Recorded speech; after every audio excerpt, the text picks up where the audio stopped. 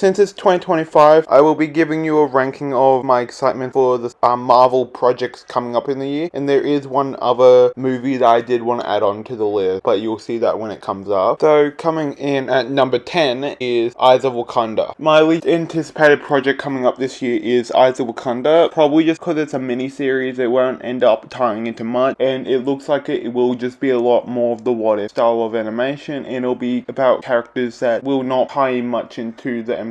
Character I feel like that could tie into the MCU is the Iron Fist, because it just kind of tells us that yes, the Iron Fist is a part of the MCU, even if he doesn't appear in Daredevil Born Again. I am excited for it because I want to learn more about Wakanda and like their history. There's a lot more projects on the list that I'm more excited for. At number 9 is Ironheart, and now Ironheart is just not a show I'm truly excited for. I did enjoy her somewhat in Wakanda Forever, but I do think that overall this is my least favorite like live action show. I think that if they keep it ground based and just don't go over exaggerated with it, I might enjoy it, but I don't like how the hood looks like it's going to be a part of the new series. And you can definitely see in What If that they thought Ironheart was going to be a much more bigger deal by now than she actually was. Ironheart and the Hood were featured in 2 separate episodes, so I think they were expecting us to at least know about her and about the Hood at this point in time. That has nothing to do with my like placement on the list. It just shows that this show has been in the works forever. Not too sure that it's going to be the best show ever, but I am excited to see Riri coming back into the MCU.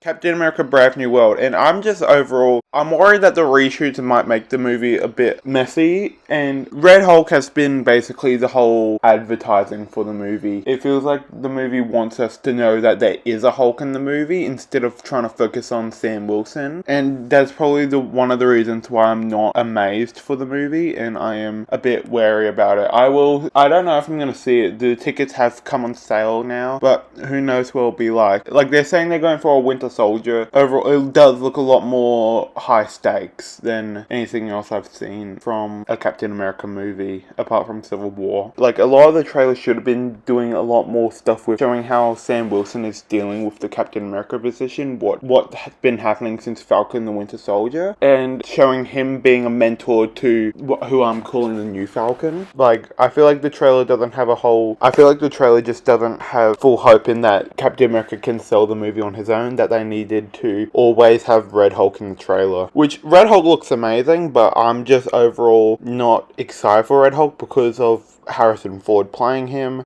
Marvel Zombies. I'm excited for the fact that M15, because I feel like they should have done a bit more gore with the past zombies, and I feel like it would be much more cooler to see the survivors. Just not extremely excited about the choices they made for the survivors in the show, because it seems like they're pulling a lot more from MCU Phase 4 than I would have wanted. I'm excited to see the zombies, but I'm less excited to see the characters who will be fighting off the zombies. I would have preferred to see a couple more Phase 3 characters, because I feel like a lot more of them could have survived the zombie horde.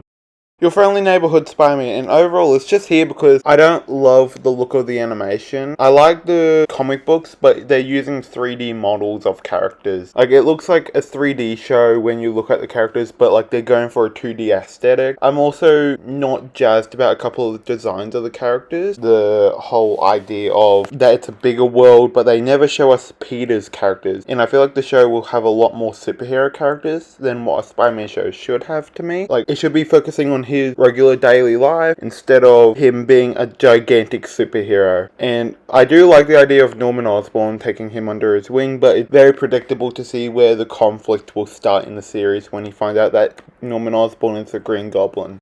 Wonder Man. I am excited for Wonder Man because it feels like a fresh take on what superheroes could be, and my idea is that superheroes have been popping up so much that studios in the MCU will have started to realize, hey, we can capitalize on superheroes and make a superhero movie. So they're trying to find an actor, and I guess maybe there might have been a thing where they wanted someone with superpowers, so he might have went to someone to get superpowers and then become Wonder Man. Out of every show, this show could be the one with most promise for multiple seasons. And I am excited to see Trevor Slattery come back into the MCU, because I feel like this is a perfect place for him to come back into. Thunderbolts. It looks to be like, if I was gonna pick like a most surprising blockbuster of the year, it would be Thunderbolts, because it looks like it's just grabbing a bunch of B-list characters from Phase 4 and 5 and then putting them all together in this new team that might become the new Avengers. And I am excited to see what Avengers Tower will look like. These guys bought Avengers Tower because you already saw it in the trailers. It's not that big of a surprise that Valerie bought Avengers Tower. I'm just excited to find out why she bought it, in a way. Overall, the movie just looks like a fun time. So Daredevil is like my third most anticipated project, because Daredevil's gonna be going back to the grittiness of the Netflix show, where you get to see like actual brutal violence, and that this villain actually does look extremely horrifying. Overall, think that he will be the main villain of the show, but I don't know, it could end up being Kingpin. I do think Kingpin will be an antagonist by the end of it, and I'm excited to see a bunch of Netflix characters coming back, specifically like Foggy, Karen, and Punisher, along with a couple of new characters like White Tiger. The only thing that kind of gets me a bit nervous about it is the reshoot. The only non-Marvel project on the list is Superman, and mainly I'm excited for it because of the cast, and like I'm excited to see David Corenswet. I'm excited to see him become like the Superman of the DCEU, I don't know which one it is, and I think James Gunn will be a great director for the movie, because whatever he does, he puts a lot of passion into the movies he makes, and James Gunn does have his problems, but I think that this movie will be great. If this movie does well, this will basically confirm that they will probably start greenlighting a bunch more projects. And now my number one movie of the year is Fantastic Four First Step. Is my most anticipated movie of the year, because I feel like the cast and the world, like just all of it combined, is gonna be amazing. And like I'm excited to leave the MCU for a while to go into a different universe, because even though I love the MCU, I do feel like something that's missing is Elseworld project, kind of like what DC is doing with the Batman. And I am just over excited for Fantastic Four. And I think one of the biggest draws to the movie is that there is no origin. Like, sure, we'll get some little hints to the origin, but everyone knows the origin, I feel like. So, anyway, thanks for watching this video. I'm excited for every project coming out this year. If you're excited for a project I put down at, like, my bottom of the list, that's fine. That's your personal taste. My personal taste is different to yours, probably. So, goodbye.